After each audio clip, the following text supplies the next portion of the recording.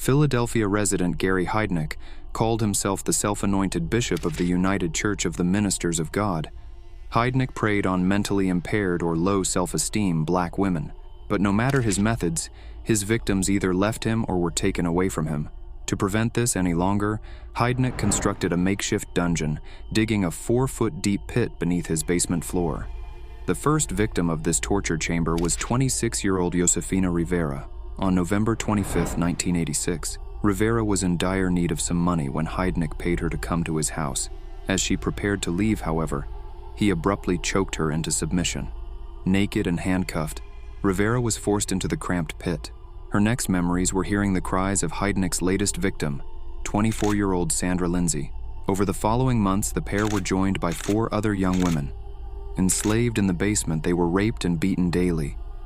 If they ever resisted, the captives revealed that Heidnik would stab their rears with a screwdriver. Consequently, Rivera complied with his every demand, and in time she gained his trust enough that she was able to leave the house with the excuse of luring him another victim. Instead, she immediately called the police from a phone booth. Although the officers were doubtful of her story, a search of Heidnik's basement confirmed that it was the truth. And just like Rivera had told them, only 3 of the girls were still alive. Both Sandra as well as 23-year-old Deborah Dudley had been murdered for misbehaving. How much verbal exchange did you have with the girls down there in the basement?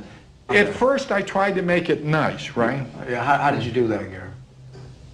I was holding parties here for one thing. I had a Christmas party and a New Year's party. 8, they go down in the hole in the morning, board goes over the top of the hole with the sandbags and et cetera, et cetera, et cetera, and then they stay down there till roughly about 8 at night. Okay, now on this particular day... Got a radio down here, right? Oh, yeah. Playing real loud? Yes. Why is that?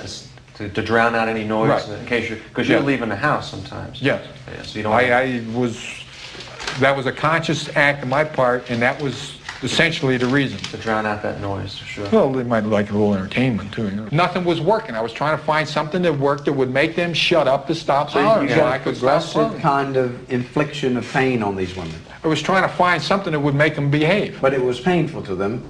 I hope so. I'm sitting there, you know, trying to figure out what the hell to do, you know? What the to do, you know? I started chopping up the body. Despite arguments that Heidnik was clinically insane, he was still sentenced to death by lethal injection on July 2, 1999.